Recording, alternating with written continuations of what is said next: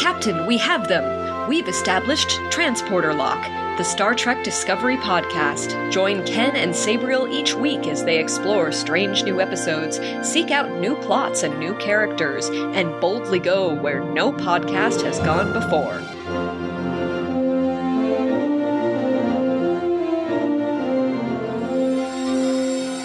Hello and welcome to Transporter Lock episode number 79 for October 2021. I'm your chief engineer, Ken Gagney. This one is named Captain Sabriel Maston. And she trifurcates as well. How fancy. I didn't even know you could do that. Me neither. It's really confusing, but amazing in... Well, let's not go to that. And let's try something else. Wasn't there a ship on Star Trek Voyager when they went back into the Alpha Quadrant and there was a Starfleet ship that split into three parts that the Romulans were trying to take over? Yes, it was. This is the Andy Dick ship. I know. I know that Andy Dick is a problematic character, but I loved that episode. The Prometheus. That's right. Oh gosh, what a great episode. But we're not here to talk about Prometheus or The Next Generation or Voyager. We're here to talk about Star Trek Lower Decks, Season 2, Episodes 6 through 8. And since we have 3 episodes to talk about, we figured we'd have 3 voices with which to talk about them. We have this one who is named Captain Sabriel. We have me, Chief Engineer Ken, and we have Chief Science Officer Velda. Hello, Velda. Hello. Thank you for inviting me today. Thank you for joining our ship. And just to clarify, what exactly is it you are the Chief Science Officer of? My own kitchen, where I conduct experiments just about every day. Wow. So you don't go by recipes. You just throw things together and see what happens? Yes, I do. And I dare say I'm quite good at it. We have our own Janeway. And Janeway, I thought you were going to say Neelix. Our own Janeway. Oh, I'm getting ahead of myself and talking about the episodes. This is true. So, Velda, what is your history with Star Trek? How long have you been a fan? You know, I saw some of the original Star Trek series when I was a little kid. The Next Generation came out when I was just entering my teen years, and I loved it. You know, we didn't get a lot of TV in my household growing up, but we would watch Star Trek, and my best friend's family would actually record it on VHS. And so we could go to her house and watch them. And so I just absolutely loved it then. I would read the books. I would, by the time I got into my later teen years, I had to work a lot, so I missed some Star Trek, dove right into being a parent. I can say that I missed the final episode of Voyager because I had to go to the hospital to give birth. So Star Trek's always been a part of my life, even if I haven't been able to catch every episode. I've really enjoyed it. You were recreating the scene with B'Elanna and Tom as you got back to Earth. It's true. I mean, that is fan dedication to an extreme level. Mm-hmm. Well done. You mentioned Voyager. What about like Deep Space Nine, Enterprise, Discovery? You know, I saw some Deep Space Nine. I actually dressed as a Bajoran for Halloween once. I did not see Discovery. There has been basically a 20-year blackout of most TV for me, where if I wanted to watch something, I had to be very deliberate about getting to it. But during this time, I have watched Lower Decks. I got introduced to that by my daughter, and she and I binged some of that.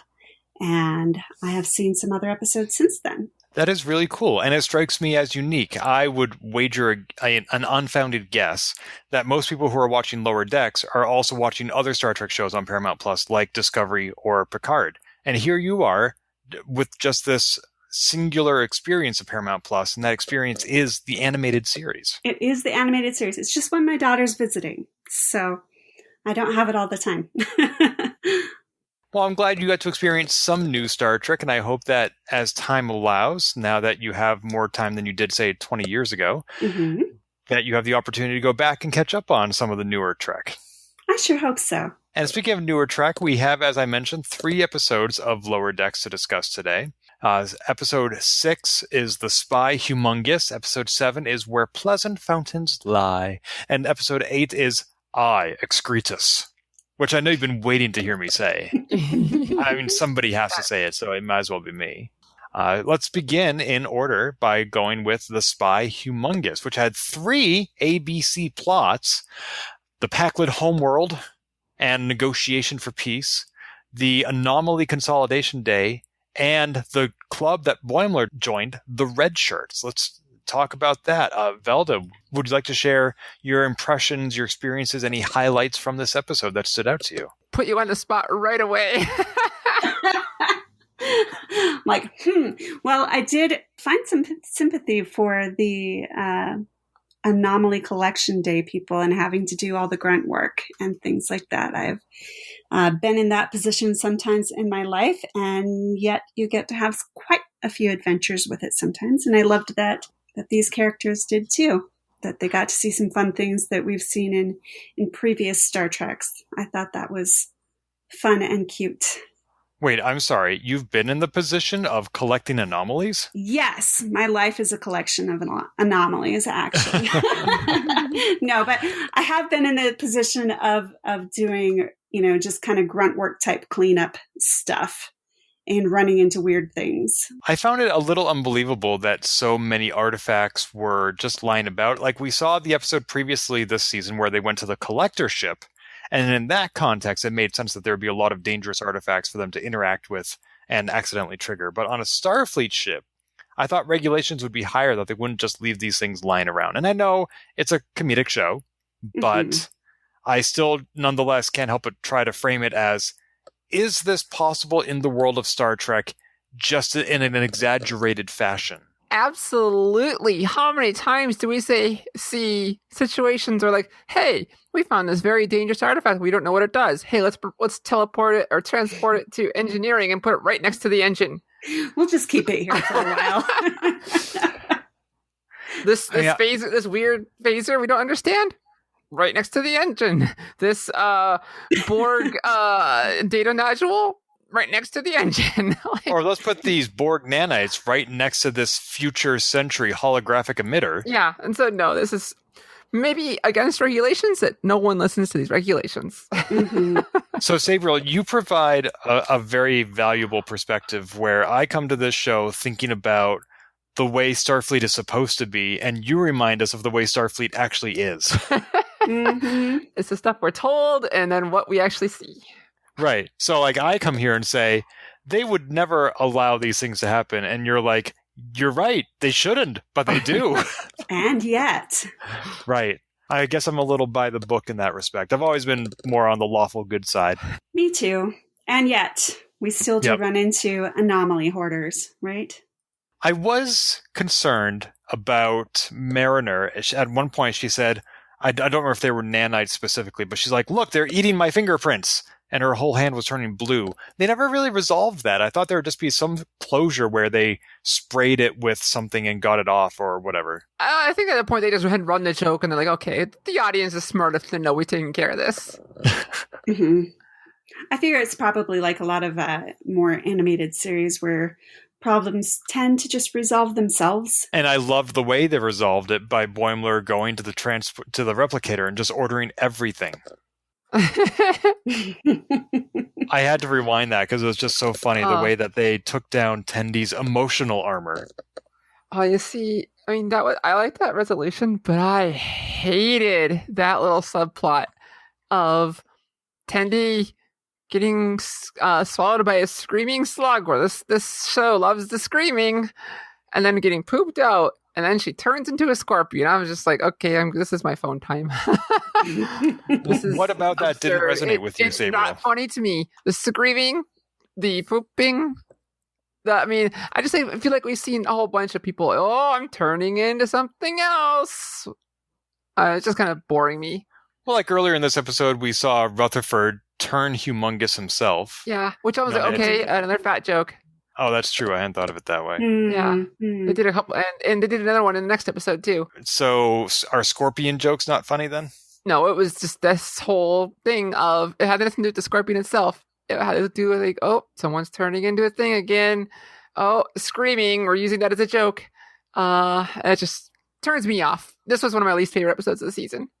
How did you feel about the TNG episode where everybody devolved into animals? That's not the same. They don't have a tradition of Lower Decks. That Lower Decks has of turning people into things and screaming. I see. So it's almost more like it's this constantly reused Yeah. Just going back to the well for that. Yeah. Yeah. Fair enough. Okay. But some of the anomalies are funny. I mean, it's just that whole bit. I was like, okay, I'm done with that. We've done this before. And one thing about the screaming, though, is that it's not a side of Tendi we often get. I mean, she can be a little extreme, like when she was trying to extract Rutherford's brain. Mm-hmm. But in general, she is definitely an optimist. And this time she was just like, no, I'm tired of trying to be happy and all of you crapping on my efforts. So it was nice for her to have that outlet, even if it took turning into a scorpion for it to happen. Yeah, she didn't need that. But my favorite part of this episode was the Pakled part. Pakled spy. Well, let's talk about that then. Let's talk about Rumdar, the Pakled who went up to the ship and wanted to see how everything worked. Just thought it was hilarious, especially when they lose him and he goes to the bathroom and flushes himself out the airlock. Okay, that's not funny because when I was a little kid and I was flying with my family down to Disney World, I couldn't tell the difference between the door to the bathroom and the door to outside the plane. Oh, no. Luckily, you would not have been strong enough to open that door. You think 6-year-old me knew that? I was just scared that I would get sucked out if I just opened the wrong door. It's so cool, though, that 6-year-old you realized that you could get sucked out if you opened the wrong door. Being mature enough to realize what can kill you is not a great thing. Fear for life. It's wonderful. Yeah. I mean, that's what we're supposed to be protected from those things until we're older. I love the top secret gift shop. He's like, I want to see the shield. So we'll show you to the top secret gift shop. My favorite. Oh no! Hold on. Before I get to that, my favorite part though of the episode of getting down there, and they think every woman in Starfleet is a Janeway. Huh? And also like, I don't have a big enough hat to talk about that. Yeah. And they just keep getting bigger and bigger. But when have the Pakled ever met Janeway? Why would they even know who she is? I mean, everyone in Star Trek or in Lower Decks has watched every single episode of Star Trek, so apparently it's just a ubiquitous thing. I guess. I mean, there are a lot of other strong women. They could have said Crusher or Troy or Kira or Ezri Dax. I mean, I suppose there's just a lot of time between the last episode of Voyager and this. But by the way, in the opening credits every week, I believe in the second season they added some Pakled ships to the fight between the Romulans and the Borg that weren't there in the first season. Is that correct? I usually skip. I have to go back and look. I would have to look too. I mean, what I remember from the first season is that it was the Romulans and the Borg, and the Cerritos just sort of turns tail and runs away. Mm-hmm. But this season, there are some purple ships that the Romulans are also fighting. And it took me forever to figure out what they were until the spy Humongous, and I saw more Pakled ships, and I was like, I think those are Pakleds. Someone asked if there's a Klingon on Twitter. I didn't get a chance to investigate. There's a Klingon ship difference in that scene, too. But I also don't understand why, in an environment where there are 3 parties, and one of the parties is the Borg, why fire would be exchanged between the other 2 parties, because everybody should be fighting the Borg. I mean, in Lower Decks, if we think too deep about it. Sabriel, we have a podcast. That's our job. I mean, we could have talked about the intro a while ago.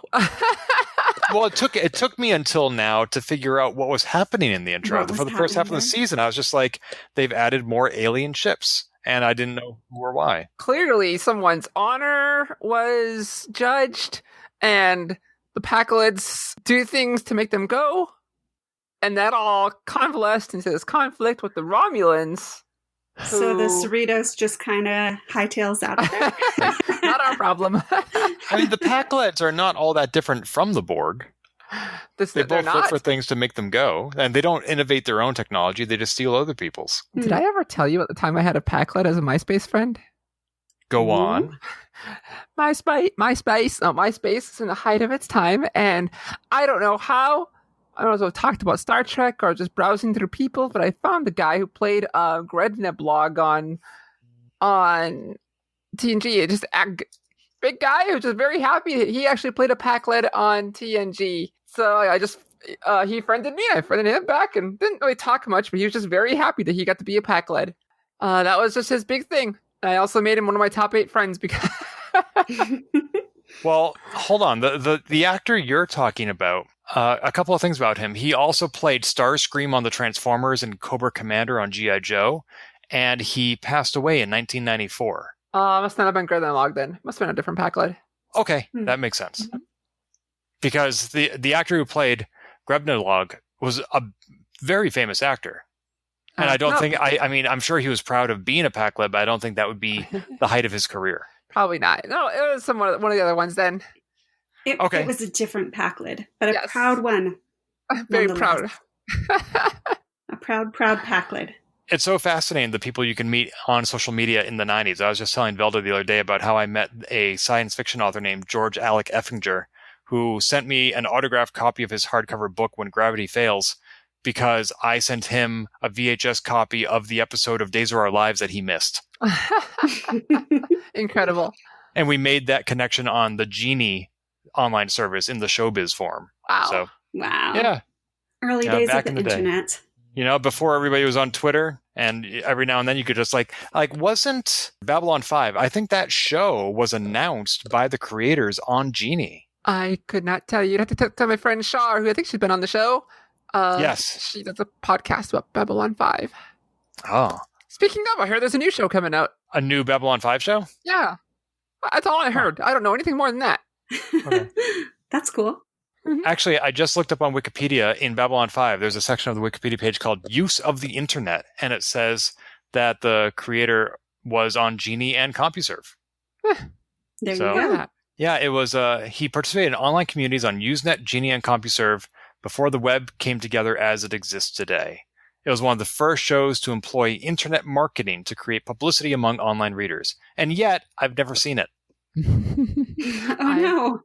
Even though it has Tron himself. Wow. I still haven't seen it. Bruce Boxleitner. Mm-hmm. Anyway. And there's a lot of overlap between Star Trek actors and Babylon 5 actors, right? I don't know. I don't know either. I'll have to watch Babylon 5 and report back to you. Oh, nobody here has seen Babylon 5? I haven't seen it. I saw the first episode or two. Okay. Well, that's more than me. So, Sabriel, you're the expert. Congratulations. All right. Yay. There's a guy with tall hair. And that's about it. Oh, and they have a wormhole. And DS9 basically copied the concept.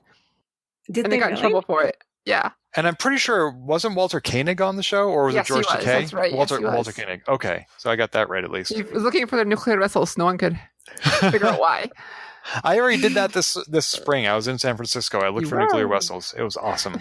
Mm-hmm. So, all right. Packlets. How about them packlets? The best part of this episode for me, though, the Spy Humongous, was the very last minute or so, 30 seconds, when they use this little gem of Shrax's to prank call Armus, the skin of evil. Yes. Oh my God. Like, as soon as they said Armus, I was like, oh my God, really? From season 1 of TNG? That was the best part of the episode. That was one of the best parts of the season. That was amazing. They could have had that as a short on Twitter, and I was like, okay, as a full episode, thank you. It's funny because the last time he was on the show, like, he's a very serious character. He killed what were a lot of people's favorite character on TNG, and here he is just being the butt of a prank. Yeah, it's great. He deserves it. Of course, if they actually did have that artifact that allows you to call anybody anywhere, like, I don't think it would just be siloed away with all these other anomalies and not used. Like, they would figure out how to replicate that, and they would use it for all their subspace communications. Well, I think they had just gotten it, so they had relatively. So they had to collect it and turn it in. Well, it just kind of reminds me of Star Trek 2009 and then Star Trek Into Darkness, where in the first one, they figure out, like, what was it, like transwarp teleporting, and you can go from planet to planet. And in the second one, they find out, oh, you can use the Wrath of Khan's blood to cure death. And I'm like, great. You don't need Starfleet anymore because you can teleport anywhere and people never die. Yeah, this won't have any implications anywhere. Right. So it's totally consistent within Star Trek for Lower Decks to have this artifact that would dramatically change their day-to-day operations, and to just get used once for a prank and never referenced again. I totally get that. But, like, I just want to acknowledge the fact that that is not how it would actually work. You know, this, strangely enough, this brings me to an interview I watched with Rob Belisario, whatever the guy created his Quantum Leap. Donald Belisario. He said that he intentionally made a show where Sam jumped, for the most part, to people who were unknowns because they were just ordinary people who wouldn't change the timeline. He wouldn't, things like that. And he did. There's an episode like where they had Lee Harvey Oswald and whatnot, and he actually wrote that because the guy knew Donald knew Lee Harvey Oswald and served with him.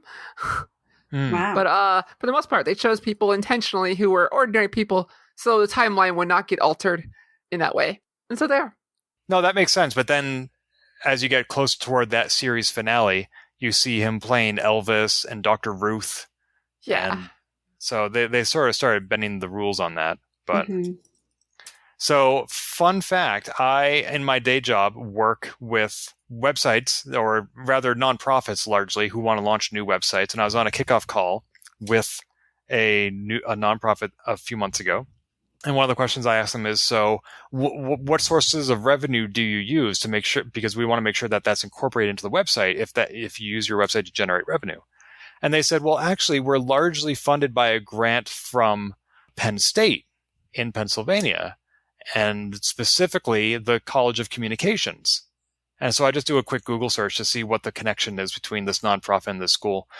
And the College of Communications at Penn State is specifically called the Donald P. Belisario College of Communications. Well, what do you know? And I was like, and I figured this out on the call. I was like, wait a minute, you're funded by the creator of one of my favorite TV shows? And even they were like, what? What show are you talking about? And my boss, who's also on the call, and he knows what I'm talking about, he's like, Ken, you liked Magnum P.I.? And I was like, okay, Magnum P.I. is okay, but I'm talking about Quantum Leap. Oh, boy. Right. That mustache. That was just a very unexpected connection to come up in my day job. With Scott Bakula, the captain of the Enterprise NX-01, who was not mentioned in this episode about Packlets at all. Right? We got to tie it all back together. I just did as best I could. Yeah, like, who are Well three done. people who have never been in my kitchen? However, yes, there is apparently an Enterprise interface in the next episode. Wait. We haven't talked about the third subplot where Boimler is joining the Red we Shirts. didn't. I love how they're like, you call yourself the Red Shirts? Like, yeah, it makes us sound invincible and invulnerable. Uh-huh. No. The only thing I have to say about that is I loved how, well, two aspects of the same scene. One where he was on stage basically auditioning to join the club. I used to do a lot of community theater. I've auditioned for far more shows than I got into, and I got into 28, so I auditioned for more than that. That was a very authentic experience that they had him doing, where the light is on him, people are in the audience judging him. That was spot on. And second of all, I loved how he emulated the sorts of inspiring speeches that we do hear from captains. It sounded really good coming from him, but it also made us realize just how vapid and pointless these things are. Yes. Oh, and I also love the joke about how the cast all had enhancements in their uniforms to make them look more muscular. Right? Oh, that's true, because they actually did that, right? They did that in real life, and they did that for Boimler here. Wow. Yep. Anything else to say about the spy Humongous before we move on to Where Pleasant Fountains Lie? Not for me. Let's go. Let's move on. Season 6, Episode 7, Where Pleasant Fountains Lie. Two main plots. One is, there's an evil computer. And second of all, there's a Renfair ship. So, Gabriel, what did you think of this episode? I think this is the first episode in Lower Decks Run where I cackled at the screen. Were you cackling at the... which subplot were you cackling at? When Rutherford talks about the Elf Matrix. I just lost it. Because they have this whole thing on the Renfair ship about how they just renamed everything to make it sound magical. Yep. And so he's just playing along and like the Elf Matrix. And no, don't do that. I just Because Gabriel, you are offline a dungeon master for Dungeons & Dragon games. And so I suspect that a lot of this probably resonated with you, especially if you've ever played a Spelljammer campaign. Oh, I suppose I didn't even think about Spelljammer. No, actually, I didn't even think about D&D. I just thought it was funny with the Red Fair context. Got a kick out of that. Like the on the shuttle, but the Easter eggs on the schematics for this Ren Fair ship had a dragon in one area. It had horses in the shuttle bay. That was fun. No, I don't. Honestly, never made connection to D&D at all. Oh, really? Really? Well, the part that really stuck out to me was when the minstrel started playing his lute to block communications. Like Scott Pilgrim. Yeah, actually, I wasn't thinking of that, but you're spot on. That is very accurate. It was the pulsing white orbs from when Superman was down there playing, when white hair vegan Superman was playing guitar. Had the whole. That's right. Right. Mhm. Brendan Ruth. There we go. Yes. Got there eventually. But it also just seemed very much like I get the comic book Knights of the Dinner Table. It's a monthly 64-page magazine. The first 32 pages, which are my favorite, are the comic strip, and the other 32 pages are how to play not only Dungeons and Dragons but also their game called Hackmaster. Hackmaster. Yeah. Mm. And like every issue has, here are some NPCs you can put into your game. Here are some traps you can put in your dungeons. Here are some magical artifacts you can add. And that totally seems like the loot of miscommunication or something. Like I can totally see that being an artifact in D&D that your bard character would walk around with. At the beginning, they're opening with Boimler's cleaning a phaser rifle, and Mariner's like, "What's the difference? What's the big deal about a phaser rifle? It's a phaser that you can hold with two hands." Yeah, it's true. Like, are they that much more powerful? On Delta Flyers, the podcast with Harry Kim and Tom Paris, they say like they hated those because they were so heavy. They were made of wood. Oh, and they were heavy. AF. As foretold. Yes, as foretold. Velda, what did you think of the Ren Fair ship? I mean, do you have any analog? Are you a participant in the Society for Creative Anachronism or anything? I'm not a participant in that. However, I have gone to Ren Fair type things. I used to sing at a madrigal dinner where I would dress in peasant clothes and go caroling from table to table and serving food. So I've had a little bit of play along those lines. And I also enjoy walking in a park where there are frequently people out LARPing. So I enjoyed it. I thought it was fun. I thought just all I agree with the magical references. I'm sorry. Renaming scientific things to more magical sounding stuff. That was really pretty funny to me. And the people's costumes and the big dinner scene, again, that brought back some fun memories of goofing around with that kind of stuff. So the one aspect of this episode, or rather that plot specifically, that I did not like was the goal to get the engineer to lose his virginity. That was a little strange. It's very forced, but I don't know. I didn't have a lot of feelings towards that either way. I mean, I have a YouTube channel that has received over 25,000 comments, and using sex as an insult often comes up.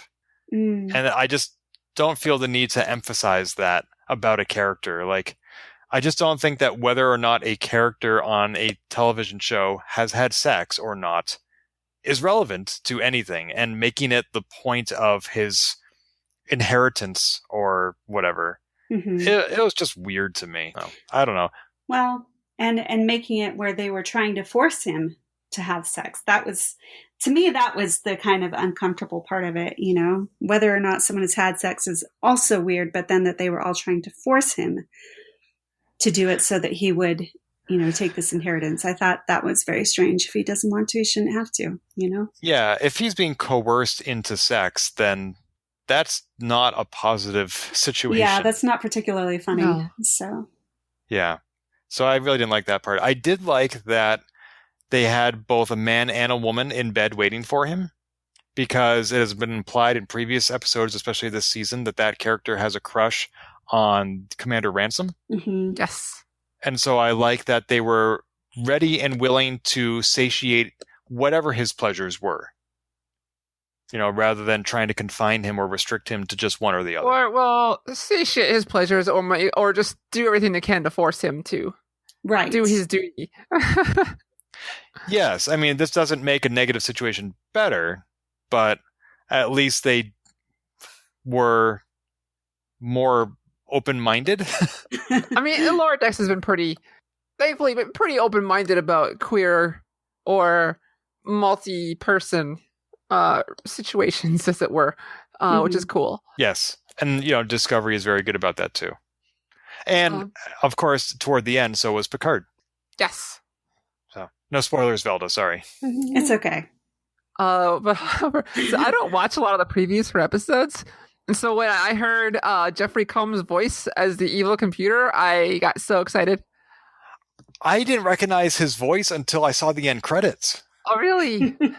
And I flipped out and I turned to Velda. I was like, because we watched the episode together, do you know who Jeffrey Combs is? And she was like, no, I haven't, because as we discussed, there are episodes of Star Trek she didn't have the opportunity to watch. And so I had to explain how he played Weyun the Vorta and Brunt the Ferengi and Shran the Andorian and many other characters, but those are my three favorite, with Shran being at the top. Yeah. He makes a great evil computer. And I think I read that on StarTrek.com, this was his voice acting debut. I don't know if they meant in Star Trek or if he's just never been a voice actor before. Oh. I don't know. But like there's not, I feel like there's not a lot to say about this whole subplot, but I thought it was hilarious. I mean, it was just funny to me because it's very tropey. Did you find it predictable that Boimler was just trying to fake out the computer? Because I feel like there's a lot of tension, both positive and negative, between him and Mariner, and I really could believe that he would shoot her with a phaser. Really?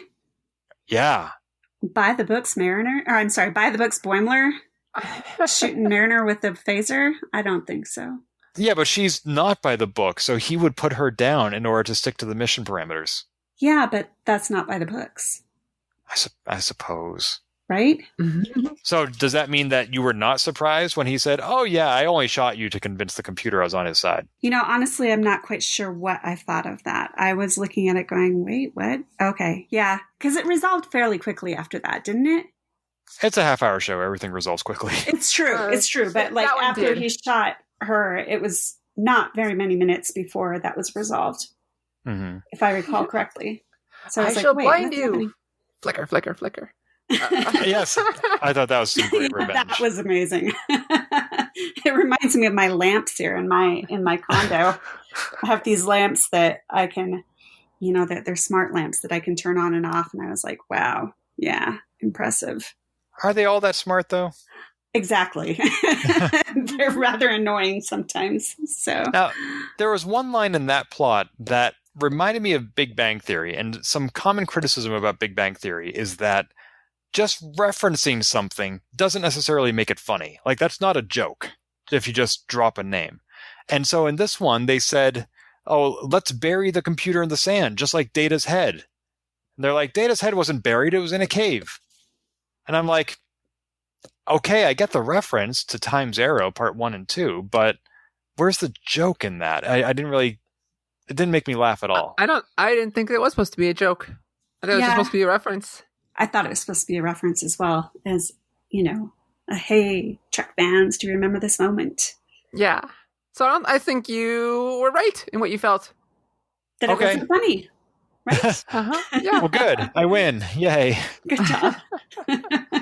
And I love the idea that they put this computer in a bank of other evil computers at the end. It kind of reminds me of at the end of Raiders of the Lost Ark. We have our top men working on it, and it just gets filed away with everything else. I got to kick it out too. It's also the Daystrom Institute from Picard. Yes. And one of the little PC rigs that they had there had the CBS logo on it. The what logo? CBS? The CBS logo. Oh gosh, I didn't even notice that. In the upper left. I didn't notice either until someone pointed it out, or someone online just said it existed, and then I found it when I watched it again. Upper left corner, or upper left quadrant. Have you ever seen the movie Colossus, The Forbin Project? No. I have not. It predates 2001: A Space Odyssey with HAL 9000, and it's about a computer that essentially becomes evil. So the United States develops this supercomputer that's supposed to manage all of its military decisions. And they plug it into whatever counts as their digital infrastructure back in the 70s. And this computer becomes aware that there is a counterpart, and similarly supercomputer, in Russia. And this computer says, I want to connect with the computer in Russia and see what information we can exchange. The United States and Russia, the humans, talk to each other, and they're like, yeah, this sounds like a great idea. What could possibly go wrong? And so they connect the computers, and the one in the United States enslaves the one in Russia and now controls all the world's military and basically says, you're going to run your country this way from now on because I'm in charge and this is what I think is best for you. The United States would do that? Oh, wait. But the computer is even telling the United States Americans what to do. And so, like, at one point, for example, they try to disconnect the computer. The computer responds by setting off an atomic bomb. Says, every time you try to disconnect me, I'm going to set off an atomic bomb. Look what you made me do, huh? That's bonkers. Starfleet came in and helped them get rid of the computer and kept everyone from worshipping it. Yeah, it's that easy. You just carve it out of its installation and, oh my gosh. Well, and go and stick it with a whole bunch of other bad computers. Right. That's going to work really well. And, speaking of hoarding anomalies and stuff, you know what I'm saying? Let's just put all the bad computers together in one big room. Yeah, I'm just going to put this fire with the rest of the fire.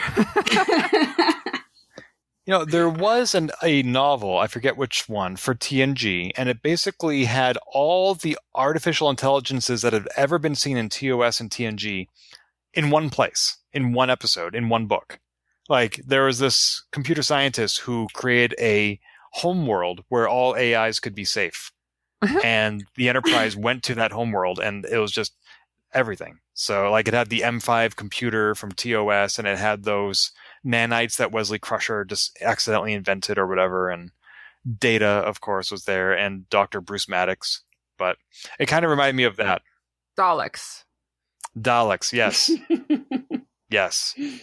I want to see... There was a comic book that had a Borg Cybermen crossover. Yes, I have that. It wasn't great, in my opinion. No, it's fine. Yeah, I'd rather see a Borg Dalek crossover. Yeah. Velda, are you a Doctor Who fan? I have seen many Doctor Who episodes with my kids. Oh, fun. And some when I was younger, too. So. Yeah, my familiarity stops around 1983. I haven't seen really any Doctor Who since then. But they're going to introduce a new Doctor Who soon, right? Because Jodie Whittaker is done? Yeah. The Doctor, she'll be retiring as that role. It's not a Doctor Who, it's a Doctor. Oh, right. And she'll be done, and they're bringing Russell T Davies back, for the guy who ran the show when it first came back. They're bringing him back to produce the show, right? But not to be the Doctor. But not to be the Doctor. No. But there will be a new Doctor. Yes. Huh. Chibnall did not run long, but we only have one more episode left to go. This is not Doctor Who podcast, though. Well, it's also not a Quantum Leap podcast, so come on. It's true. We're all over the place. I was trying to find a segue. It's also not a Babylon 5 podcast. I was trying to find a segue. Or a Magnum PI podcast. All right, thank you, everyone.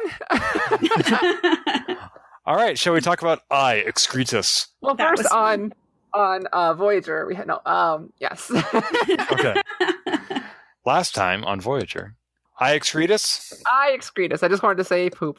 Excretus. All right. Yeah.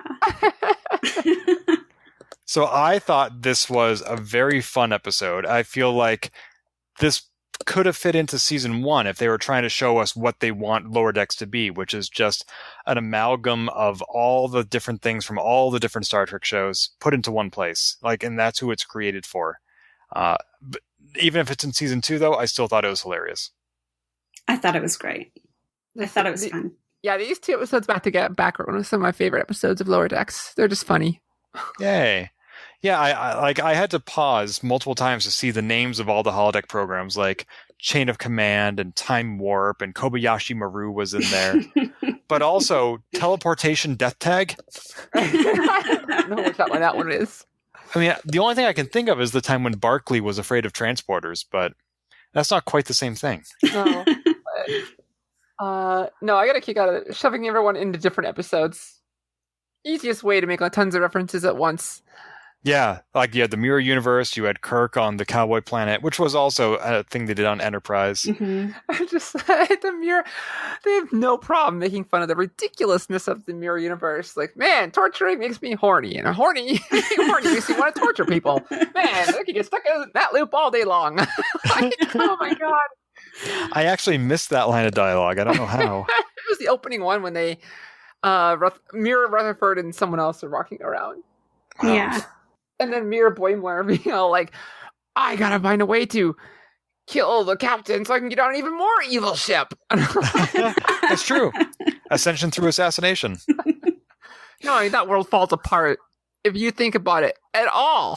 So yeah. I love that they're poking fun of that. Yeah, we've talked about that. Like, how can they possibly have all of our counterparts from this world when they're always killing each other? Mm-hmm. However, I have to bring attention to the holodeck program based on the naked time.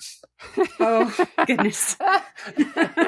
Like, somebody tweeted a screenshot of that and said, this is exactly what Roddenberry had in mind. Yeah, beautiful. And somebody else grabbed the screenshot of Boimler that has some parts blacked out and said, do not cosplay as Boimler. Don't do that, yeah. Do not cosplay as this version of Boimler ever. Oh my gosh. I like the Klingon, like, his time of life, 900 hours. I broke my back running over to pick up a peanut. Because that is totally something that is based directly on an episode of TNG with Worf. And also, like, I think season 2 with Dr. Pulaski was the only time we ever saw those red medical outfits. Yes. No. Like, they brought him back in DS9. They had him too. Oh, okay. There's still, though, they're not common. Mm-hmm. No. And I feel like just their presence in this episode was a joke. Actually, I think they were in the Worf hurts his back episode as well with Dr. Crusher in one. So yeah, it's their surgery uniforms, but they are a joke. They look so stupid. Yeah. Like, let's, instead of wearing a hairnet, let's wear a onesie. My gosh. I loved that Boimler was the one who aced his test, and I loved how they did it. Like, he rescued the Borg babies, which we've only ever seen in one episode. He beat the Borg Queen at chess and taught her empathy. Right? and yet, nonetheless, still blew up the cube. He beat up passed a rigged test, and also made sure speedrunning still exists. Right? Well, he wasn't. We don't know what time trials he accomplished, but just like the Mirror Universe, don't think too deep into that. But he kept doing it over and over and over again. He just kept doing it again. You know, I love that about Boimler, and I love that episode. I was like, it's me being nerdy and trying to get a perfect score. Well, it's kind of like the opening sequence in Chrono Trigger, where there are all these decisions you can make, and you don't know until an hour or two later that they actually make a difference. Yes. And so Boimler runs through and he says, like, oh, those babies were there for a reason. They weren't just set decoration. And so he wants to do it again now that he knows more context. And I can totally get wanting to min-max your score in your run. For sure. It just reminded me of all the time I spent getting 3 stars on all levels of Angry Birds. That was great. Because that's a good use of one's time. I know, right? I'm like, a little embarrassing, but oh well. This episode is where we had a Pandronian gal who could separate into 3 parts. This is from the animated series. This was not made for Lower Decks? No, not made for Lower Decks, and yes, she could trifurcate. And apparently, they were going to try to do this on the original series, and they even had a plan to do it, but it just never happened. Wow. I had a nightmare where I got where that happened to me, and I was existing in that sort of state. So that was a little weird for me watching the show, but it was fun. Now, see, there are 2 series of Star Trek that I've never seen all of the episodes of: the original series and the animated series. And so I had no idea that this was a callback to something that long ago. In the animated series, did the character always like get their head in people's faces like that? God, I don't remember a lot, but I think that was mostly a joke here, because she even makes it a joke. It's like, oh, don't get ahead of yourself or whatever like that. Oh. I don't remember too much about that character's role in the original series, to be honest, or the show or cartoon, but I just remember him existing. Then I had to look up Pandronian, the name. I'll have to look that up as well. Indeed. I thought it odd that there are replicators with different kinds of food programmed into them, and you only get the really good stuff when you're in command. That was kind of strange. Like, why would you not just store the programs in a central system? I think it was purely for plot, so we can make it look like our bridge crew is remembering the old days. I mean, I did like that the bridge crew reached out to the lower decks. I thought that was a nice touch. Mhm. For once, finally. Yeah. Although, the captain putting everybody into danger with all these like black holes and time warps just to prove a point, that seemed a little excessive. Now, see here, I thought it was just, no, this is nothing. They were Starfleet. This is weird as part of the job. Right. I mean, this is just normal, everyday life for Starfleet. I mean, there was even I remember a clip from one of the episodes where you see, like, lower decks, like, some weird thing happening out the window and everyone's just ignoring it. It's just everyday part of their job. Well, I think that was when Rutherford and Tendi were having a tender moment in the hallway while the giant hand of Ransom was punching the ship. Well, it's not the scene I'm thinking of. Yes, that's also going on. Yeah. However, I did like the reference to there being other crystalline entities.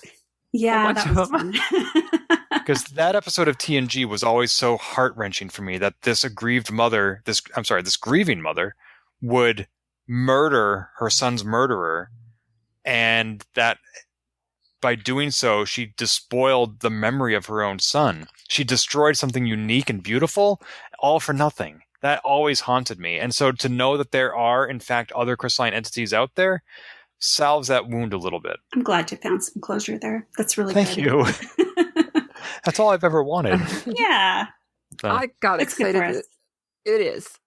I got excited they brought Alice Creech back. Oh my God, you're right. I didn't notice that till the closing credits. The Borg Queen played the Borg Queen. Right? I got into a disagreement online about this, too. Because when I realized it was Jeffrey Combs last week in the episode, I said, oh my God, they got Jeffrey Combs back. No context, because I intentionally try to keep things vague. I know people don't like spoilers. And this week I said, oh my God, they got Alice Creech back. And someone replied, spoilers. But I'm like, I told them, like, normally I'd agree with you. But we had Robbie McNeil play a plate. And William and Jeffrey Combs play a computer.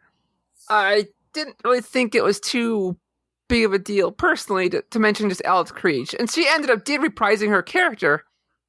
But I still felt like in Lower Decks where anyone can play anyone, I didn't think of it as a big deal. And also, there was one last thought, and then I'll let you jump in. Crap. No, it's gone, so go ahead. I'll think of it. I think in this case I got to agree, because Robert Duncan McNeil played the character he played from Voyager. And I think if you're going to go after somebody like Alice Creech, then you're probably not going to have that person playing, crewman number 5. Right. Like that person is that, like, Jeffrey Combs is not known for playing just one person. He's known for having a versatile portfolio. And so the fact that he would play somebody different is consistent with his history in Star Trek. But Alice Creech has only ever played one character. So if you're going to bring her back, she's probably going to play that one character. I suppose. But maybe it's also because my whole meh about Lower Decks in general. It's like there's nothing here really. To me, that is like, oh my God, I know someone's in the episode. It's going to ruin it for me. Right. Yeah, well, I don't think it's necessarily like a mind-blowing moment that if you find it out before the show that it's going to be ruined for you. I don't know. I've never seen The Mandalorian, but I just found out in one episode of season 2 that there's a particular character that I would never have expected to show up in that show. And I was like, spoiler. And the person said, Ken, that episode's been out for months. I was like, okay, maybe, but still, this was in Slack. You could have threaded it. Just said, Mandalorian spoiler, season 2. And then I would never have seen it. And I hope someday to watch that show, and my memory being what it is, I'm going to remember that character's coming, and I'm going to expect it, and I'm not going to have that jaw-dropping moment. Well, I mean, I won't get too big into it. It's whole philosophy of spoilers, right? So, like, for some, the excitement is, even if they know something's going to happen, they want to know how it's going to get there. Right. And for some, they want to know, know nothing, but yet still participate in internet, which sucks because you have to participate in internet. Mm-hmm. Right. I totally get that some people don't mind spoilers, but it's still possible to obscure a spoiler and make it available to those who seek it out. Which, Sabriel, I've seen you use Rot 13 a lot on your tweets for that very reason. Yeah, I'll do it for major things. And or things I feel is major. But I guess the issue here is that there's a disagreement about what is major. Yes. And I remember the thing I was going to mention. The person said that the Robbie and Jeffrey Combs ones were in the teaser trailers, but Alice Creech wasn't. Well, I don't usually watch those, so I have no idea. Like, the only thing I knew Robbie was in, because I did watch the season 2 teaser. I've never watched a teaser for a specific episode of Lower Decks. For the season, yes, and I think that's why I knew that there was a void plate in one of the episodes. Yeah. But And so, like, okay, well, I was like, well, that argument doesn't work sadly for me because I don't watch those to know. Right. But I mean, it's also like, well, how long do you wait until spoilers are safe to talk about? Is it 2 weeks, months? Like, I know a gal who got so pissed off if you talk about It's a Wonderful Life because she's still yet to see it. And I'm like, I think over 50 years is well beyond. Opportunity. yeah, I mean, I think we can talk about, Darth Vader's familial relations at this point.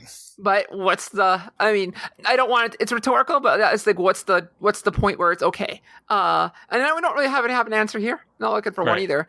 And it's just like okay, I can understand. And I usually try, again, in short, I try to not reveal anything I think is going to be major. And to me, I just didn't think this one was.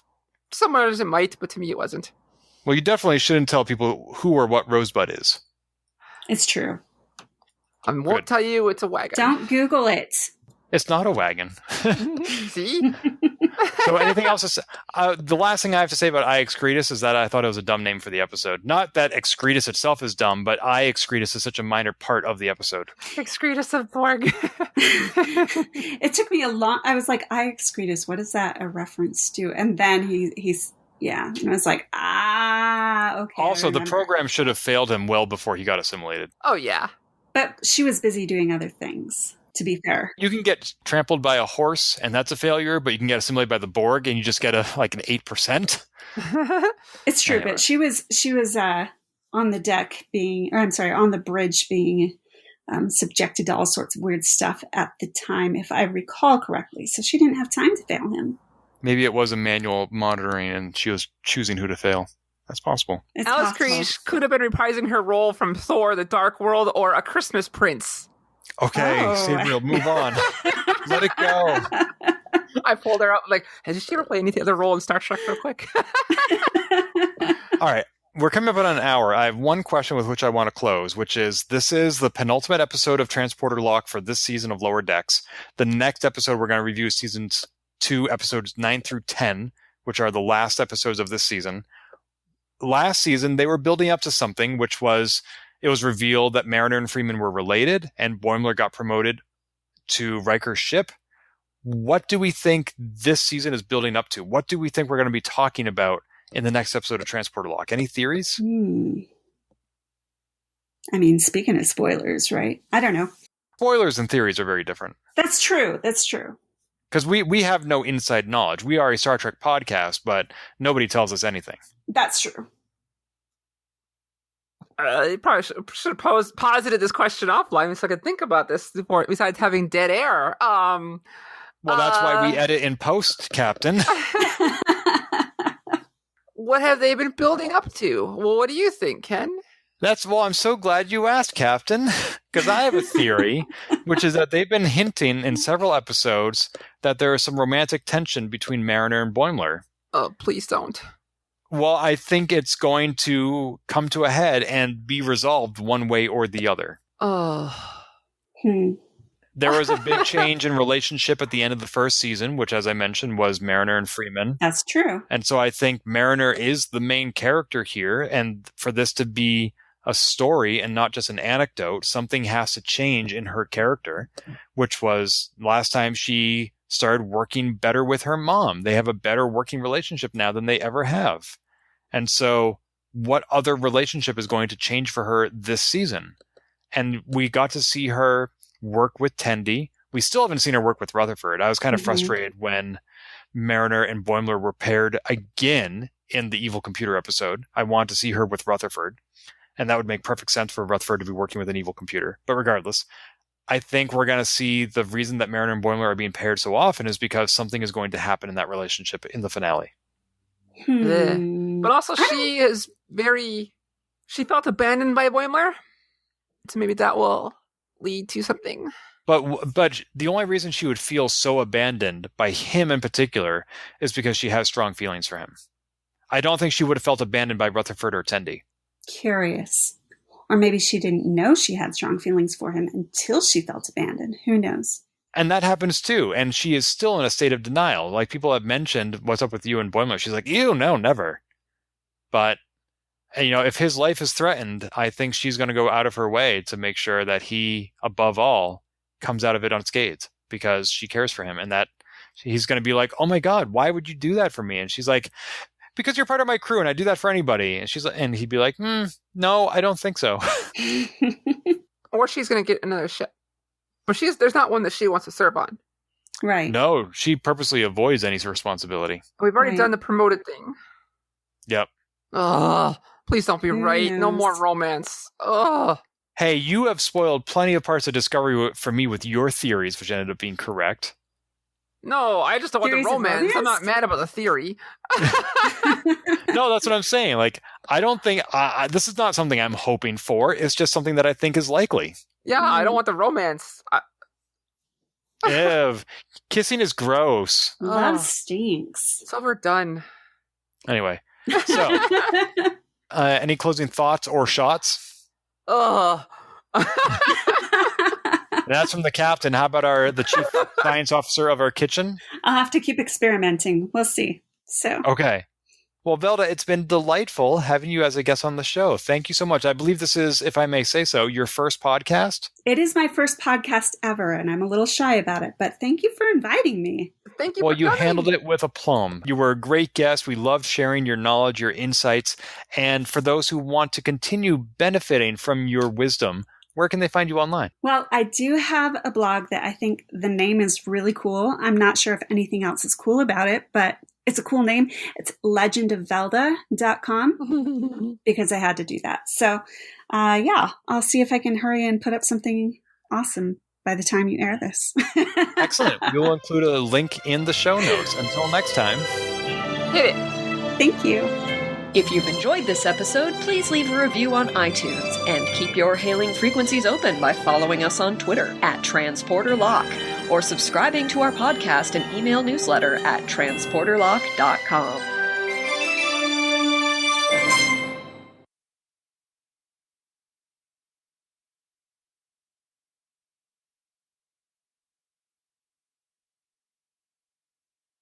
Let's do it, Rockapella. Ooh,